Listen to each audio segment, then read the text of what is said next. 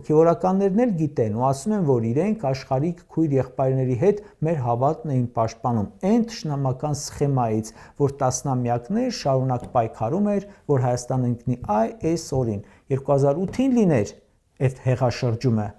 շատ ավելի շուտ տեղի կունենար Կճոյանը կաթողիկոս օպերացիան։ Այն երկրները, որոնք Հայաստանի այս ղեկավարությանը պարտադրում են հարձակում եկեղեցու վրա, իրենց երկրներում երբեք նման բան իրենք չէին անի։ Ու ընդհանրապես կարող է մեկ ձեռքի վրա էլ չկարողանաք հաշվել այն երկրների թիվը, որոնց ղեկավարները ծառայում են օտարի շահերին ու անում են իրենց ղեկավարած պետության հետ այնպիսի բաներ, ինչպիսին սա արեց։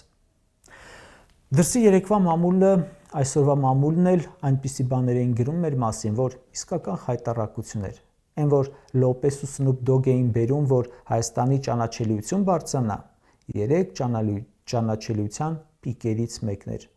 Գլխագրերը այն մասին էին, որ քրիստոնեություն առաջին ընդունած երկրում մայր եկեղեցու մոտ հավաքվել էին եկեղեցու զավակներն ու թշնամիները։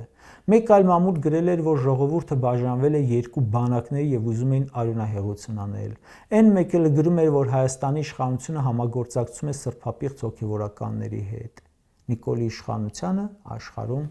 մատով են ցույց տալիս, բայց ոչ ցուցամատով։ Նիկոլ Փաշինյանը բնականաբար հասկացավ, որ այդ մեթոդով չի կարող կաթողիկոսին հեռացնել, բայց վստահաբար չի նահանջի, թեկուզ հենց նրա համար, որ հայկական եկեղեցին ոչնչացնելու իրենց ծրագրից չեն նահանջի Թուրքիան ու Ադրբեջանը։ Դրսից կառավարողների համար խնդիր չկա, փող էլ կտան, պարգևավճար էլ կբաժանեն, ոստիկաններին կզինեն ու կասեն կրկին փորձեք։ Այս մարդը կդադարի քանդել, պղծել, խառնել իրար միայն այն ժամանակ, երբ դադարի աշխատել